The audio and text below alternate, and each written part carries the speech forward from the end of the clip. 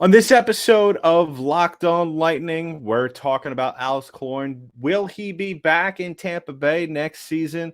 We talk about all that and more, but first, let's play that music. You're Locked On Lightning, your daily podcast on the Tampa Bay Lightning. Part of the Locked On Podcast Network, your team every day.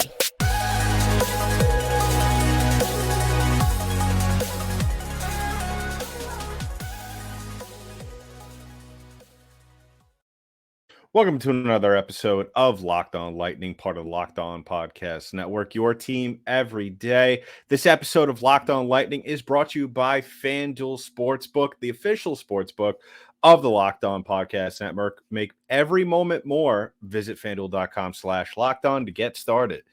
On this episode of Locked On Lightning, we are taking a mulligan and doing a little bit of a restart or re-recording of our last episode. If you don't know what I'm talking about, we posted an episode Monday night and everything was fine when it was being posted to YouTube and all the other platforms. And I don't know what happened. And next thing you know, thank you for all of you that reached out to us on our YouTube channel as well as other outlets, letting us know, because once you post an episode, kind of forget about it. But it had no audio. The episode had no audio, so here we are doing a mulligan, taking a re-record, and I just want to give a shout out to Brandon Tag, commented on the video, probably a really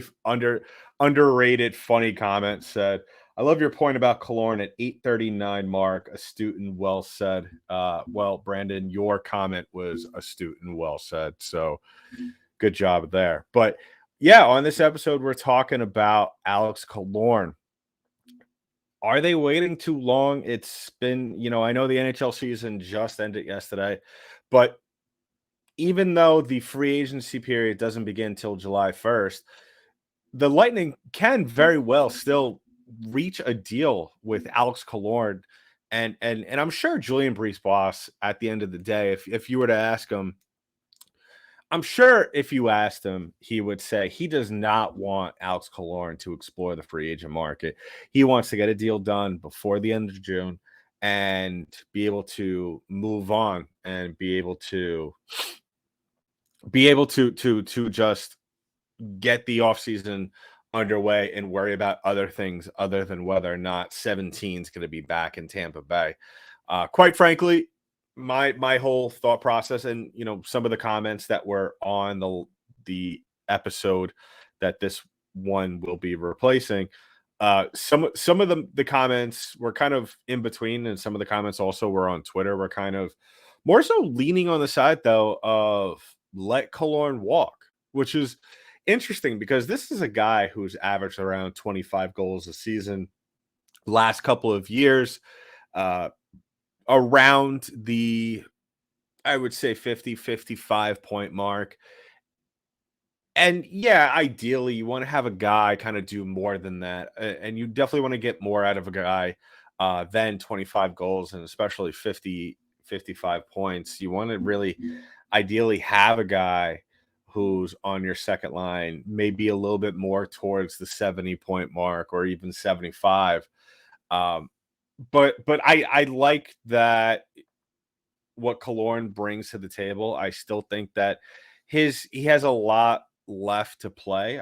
I think that for the most part, his game is easily replicable. I don't think, it's not like we're not talking about a guy who relies on speed like a Connor McDavid or, somebody else of that nature, or like a Braden Point. If and we kind of spoke about that with Braden Point on his player review episode, he's going to have to kind of develop other parts of his game because he's not always going to be able to beat guys down the other side of the ice, where Alex Killorn could kind of do a lot of things in the low slot area. He could kind of play on the wing side. He could play down the middle. He creates traffic. So it's not one of those things where we're worried here. It's kind of not like Stamkos or, like I said, Braden Point, where they Stamkos is kind of a one-trick pony. We kind of saw things kind of evolve as the season came to a close. But I like Alex Killorn's game for the most part. I'm a big proponent for him coming back. Obviously, the big issue, or mainly the question mark, really that will be answered at some point if he does come back, is how much is he worth? And we'll obviously talk about that in the later half of this episode. But really, the question that I've kind of been throwing out at people on Twitter, or at least to other people of the NHL community here on the Locked On Podcast Network, especially some of the NHL hosts that I'm close with, and other people from other outlets as well, is the one thing that a lot of people have been asking me is like, are you worried that the Lightning are going to spend a lot of money? And I said, that's not something I have to worry about right now, because I'm more worried about that. If the Lightning, I'm more in the camp as if the Lightning could get something done as soon as possible, I think that the deal won't be a lot of money. But at the same time, I feel like the deal, if he comes back, it's not going to be for a lot of money. Like, let's face it, yeah, he made $4.5 million on this last contract, AAV, but we're not getting Alex Killorn back for $4.5 million.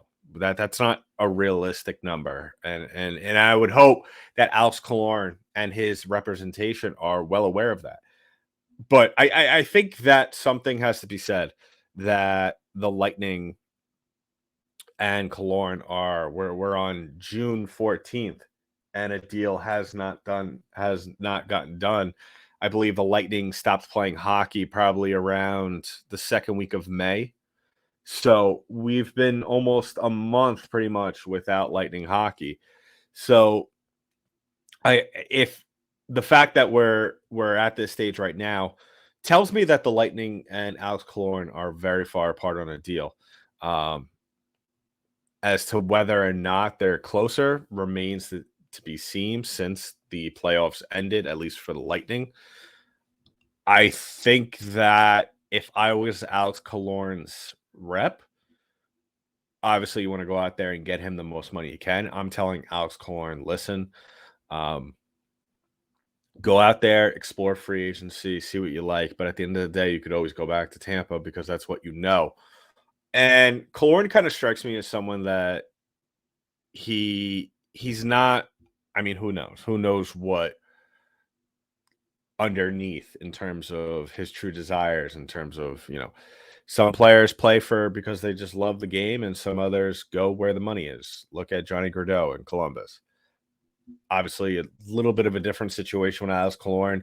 Yeah, he's going to be, I think he's probably going to be one of the top forwards on the market if he does go to free agency, which is, I think that more so it's going to be for him wanting to go to free agency is kind of just to be courted by other NHL teams. I don't think it's going to be more so about can he get a better opportunity or more money. That question I think is already being answered, and we could already tell. And I'm sure Killorn is very well aware that if he really wanted to, he could get more money elsewhere. But is he going to be able to have the same level of success? That's a whole nother conversation that we'll have later on this episode.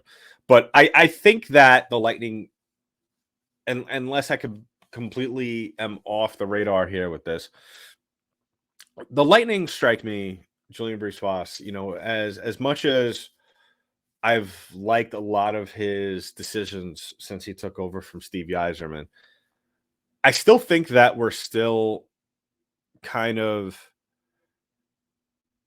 seeing him still kind of figure it out in a way where his first year, he had draft picks and all that stuff. That was kind of, I feel like in your first couple of years as GM, unless the previous GM completely screwed your franchise, I feel like you're kind of playing with house money. You're still paying off the car, but it's not officially yours just yet. You're leasing it instead of financing it. So that's how I kind of look at it. Year 3 into 4, now you're starting to see kind of his fingerprints on this team. And the first kind of big decision in terms of where he kind of had to get creative, and not to say that his trades for back in the day for Goodrow, Coleman, Paul, not to say, and Hagel, not to say that that wasn't creative. I feel like the Hagel deal though, and even like the Paul deal, you had the assets. Now you're kind of the well is dry, and that's a whole another thing. But still, you have to make decisions in order to keep that level or that level of winning sustainable as the years go on. And not to really turn this into a whole conversation about Julian Bruce Boss, but I think we could all agree that depending on how this whole situation with Killorn unfolds and whatever happens or the ripple effect that happens from that, if he comes back, then now the conversation lies what's going to happen to Colton. He's restricted, but chances are the Lightning aren't going to be able to pay him what he wants. So he might ask to go somewhere else. Now, what does Bruce Boss do? Does he sit him down and say, listen, sign this deal, we'll figure things out? Or does he, kind of just pull the trigger too late?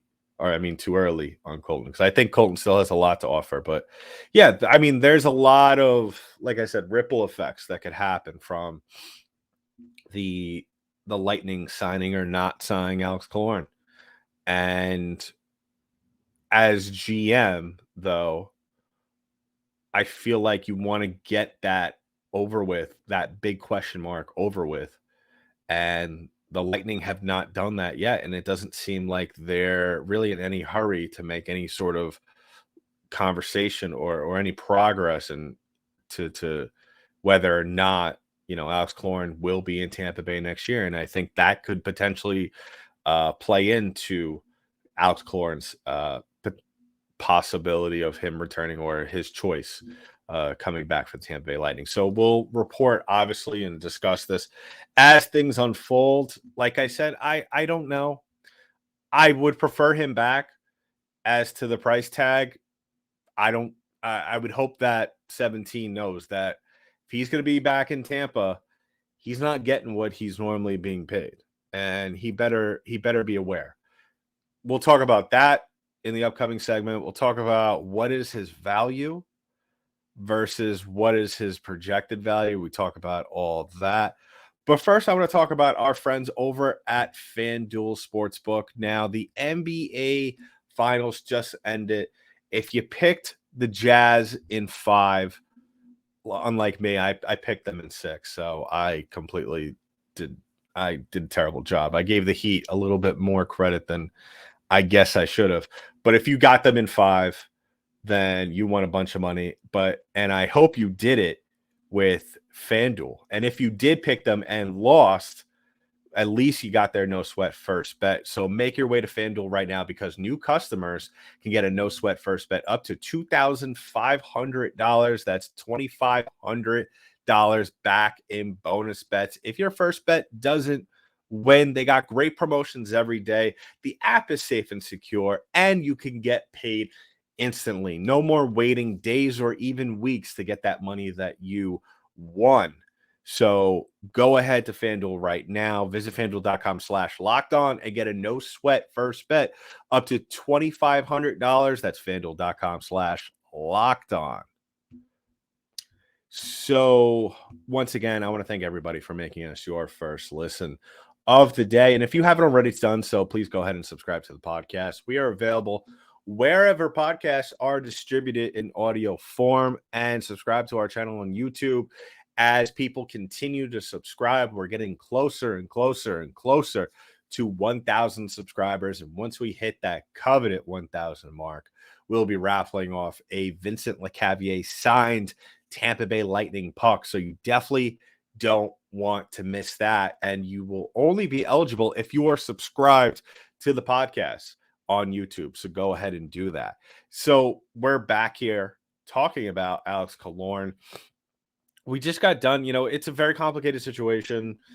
trying to determine whether or not the Lightning are maybe they're the ones who are kind of too hesitant to really get to deep talks.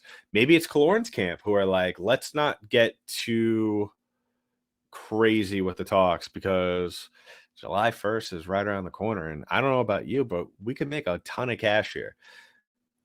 I think, honestly, down to his core, I think Killorn wants to come back to Tampa Bay. I think it's more so that, and every professional athlete is allowed to do this at least once in their career. And what I mean is going through the free agency process. I mean, what athlete, and it's just like for, when you're going through job interviews and you're getting, job offers left and right here and there, and maybe unbeknownst to some of those companies, they're bidding each other, and you just pick obviously what is the best situation, and who's going to pay me more, and what do I have the benefit here, and that's what Alex Killorn is doing. And anybody that says that doesn't feel good, come on, you're just simply lying to yourself. And Alex Killorn wants to do that. And I think to his core, that's just all he wants. I think at the end of the day, he knows that his home is in Tampa Bay. He grew up here practically, came straight here from college. And not that I don't think it's going to make a big difference, but I think that the Lightning can, and they probably will if they haven't already done so, kind of waived that little incentive in front of his face saying, hey, you sign back for a team-friendly deal, and when you retire, we will retire your number, put you in the rafters, we'll have the whole shebang. And I'm sure that is somewhat alluring to him, or very alluring to any player to have, and it's a huge honor. Unless you play for the Yankees, they just retire everybody's number. But I'm sure that would mean a great deal to him. Now, the question remains is what is a team-friendly deal versus his projection? Now, there was a post, I tweeted it, I think this past weekend, maybe even last week, where I think it was from NHL Rumors or one of those sites where they were talking about project the top forwards to possibly hit free agency, and Killorn was number 3 on that list, and his projected salary was $6.2 million, which I tweeted it back or retweeted and said, in this economy, and I think that's a lot. That's a maybe in a regular free agency market where the cap has gone up. Yeah, under normal circumstances, let's face it, even though COVID was 3 years ago, we are still not by NHL standards, in any type of normal standards when it comes to the NHL salary cap. So, but what I'm saying is, if the salary cap had gone up, yeah, I would say go ahead, give him 4x6. Maybe not too crazy about giving a guy like that $6 million, who he's on the verge of turning 34. He's got some miles on him. Let's face it, this year, even though he had a career season statistically, even though I think a couple of years ago during, I believe it was the 56 game season, the shortened season, I thought that was the best we ever saw. I think that was the best season, at least if you watched every single game. That was the best season Alex Killorn, I think, had in his career. But $6.2 million, I don't think he's worth it. I'm sorry. Maybe something close under normal circumstances.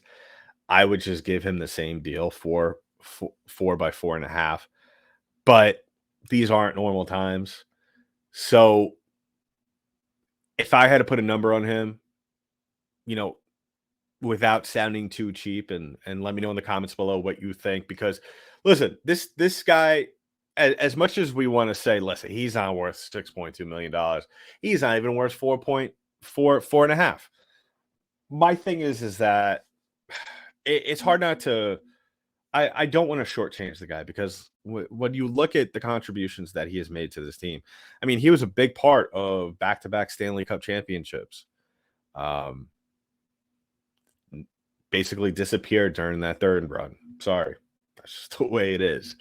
Very good very good regular season player for a guy who ideally I would rather see on the third line, maybe, if they replace this fourth line. I mean, I don't think he's going to be on the fourth line this year, but you put him on the third line, I think he's pretty solid there.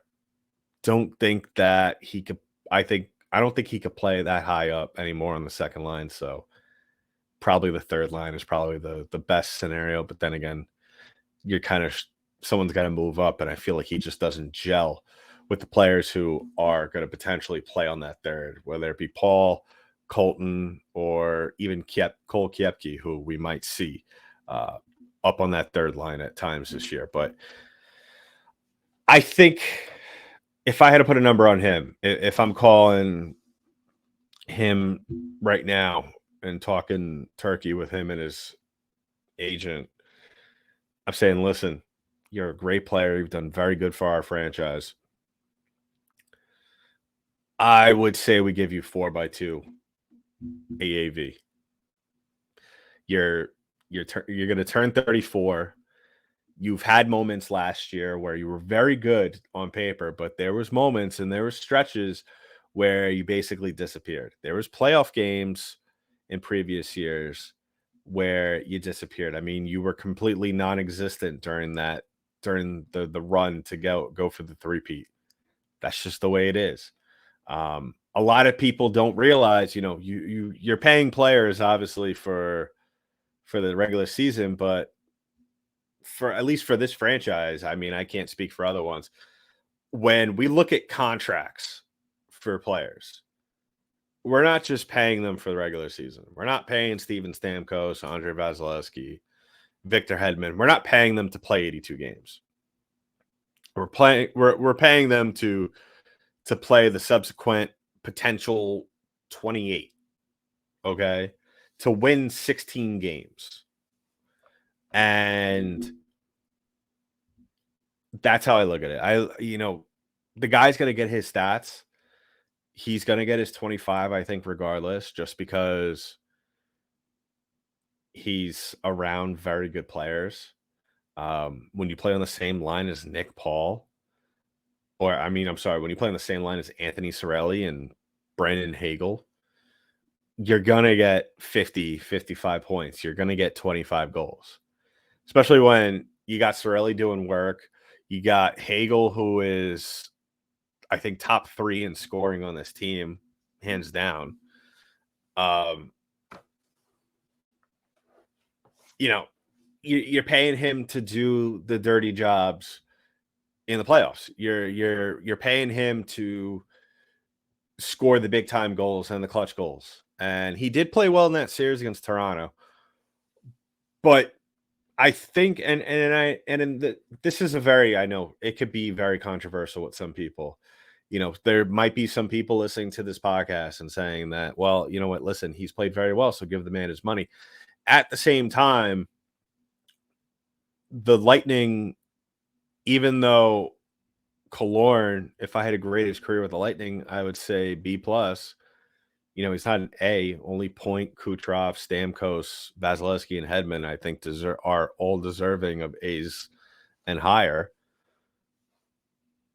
I think that Julian Brisebois, after handing out those contracts, those long-term deals that were very deserving to Mikhail Sergachev, Nick Paul, Anthony Cirelli, he kind of put himself in a hole or a bigger hole.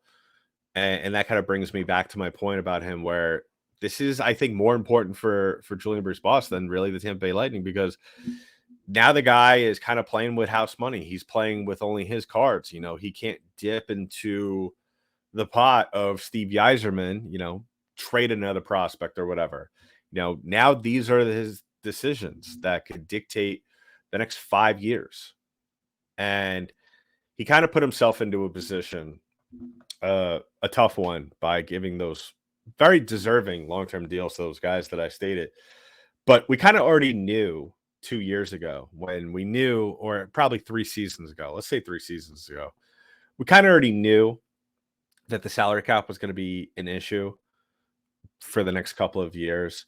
We already knew that this was going to be an issue, especially with Killorn, because when the names were starting to fly around about who's in, who's out, how is Tampa going to keep this group together, Killorn's name was the first one to pop up. And I even said at the time, he needs to go. I'm sorry.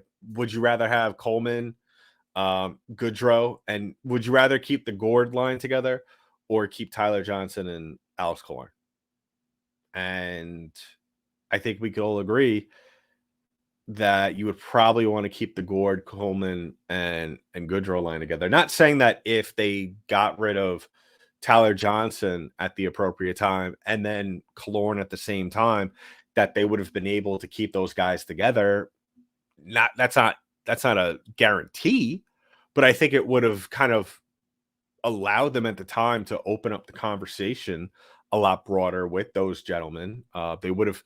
I was a big proponent of leaving Killorn unprotected for the Kraken and keeping Gord. Now kind of rings true, not to toot my own horn. But what I'm saying at the end of the day is that the Lightning need to approach this deal and pay Alex Killorn what he's going to be worth in 4 years. And I think the Lightning, maybe this might be a reason as to why they're maybe waiting so long and the contracts are stalling. Is Alex Killorn really, and I'm sure, and I hope his representation is discussing this, is he going to be worth $2-3 million in 4 years? Is any NHL franchise in reality going to give this guy a 4-year deal? You know, if you're going to give a guy 2x4, that's different. But if you're giving a guy 4x4, then, you know, you're kind of putting yourself in a tough spot for the short term. And then, yeah, you're going to have him for $4 million, but he's also going to be on the verge of turning 38. And as we all know, and as we have seen here and there throughout last season, that he has his moments where he's not able to move around a lot. So the Lightning need to really ask themselves the tough questions. Do you want to be paying this guy $2 million, even 3.5, maybe 2.5, $3 million in 4 years? Or do you want to make room for the young guys in Syracuse or the guys that you will eventually bring in through the NHL draft? So wrapping things up on the show, let me know in the comments below what you think about this. As you could tell, it's a very complicated situation when you're trying to evaluate a guy. It's different. I think it's different for me, at least, when you are discussing a guy just based on his performance. But when money gets into the equation, it does get kind of messy from there. And you know, at least from my side of things, when you're sitting here in front of a microphone and you know, you do know people within the organization, you want to be respectful. And I'm not just saying what I'm saying about Killorn in terms of money because of all that. It's because that's what I truly feel. And let me know what you truly feel down in the comments below. I want to know what you all think about this whole, because I'm sorry, unless he comes back and completely takes a slash in pay cut where maybe even 1.5. I mean, he's not going to come back for $1 million a year. He's not going to do that. I'm sorry. Maybe the Lightning give him a short-term deal, 2 years, $2 million. I don't even know if they could afford that off the top of my head. But like I've said, and I've alluded to throughout numerous episodes, depending on how much money he is given, how little or how small, I think is going to be an interesting telling point as to where this franchise is, where Julian Brees-Boss is. Is he thinking about the future as well? If they bring back Ross Colton, you know, what does that tell you about this franchise? In my opinion, I don't know, because I would like to sit here and say Ross Colton will have a bounce back season. But you never know. You could never tell with these guys. You could have all the deep analytics sit in front of you and the numbers staring you in the face, and the guy could do the complete opposite the next year. That's just how it is. But yeah, I can't sit here and confidently say that Killorn's going to want a team friendly deal. As much as I think that he wants to go out and get courted and he wants to be back in Tampa Bay next season, I can't 100% put all my cards in that pot and say that with great confidence, because he could go out there and talk to some teams that have a little bit bigger wallets than the Tampa Bay Lightning and like what he hears and say, you know what, I'll take a gamble. I'll go there. Prime example is Andre Palat. Went to Jersey. Jersey was not exactly a good team, but they're on the up and up. And look what happened. They made it to the second round of the playoffs. And he was a big part of that success. Maybe Killorn's looking at that and say, I could do the same thing somewhere else. I mean, off the top of my head, I don't know what team really, in theory, needs him. Maybe the Islanders. If I can remember correctly, they might be able to afford him. But yeah, I mean, that's the beauty, though, of the NHL free agency period. So let me know in the comments below what you think about this Killorn deal. How much is he worth? How much is he worth to you? And also go ahead and subscribe to the podcast, like I said. And we are also available on YouTube. So subscribe to the channel and follow us on our social media pages at @LO_Lightning on Twitter, as well as LockedOn_Lightning on Instagram. So we'll be back tomorrow, do another player review as who we're doing. You'll just have to tune in and watch or listen. So in the meantime, that's been it for this episode of Locked On Lightning, part of the Locked On Podcast Network. I'm your host, Adam Danker. I'll talk to you in the next one.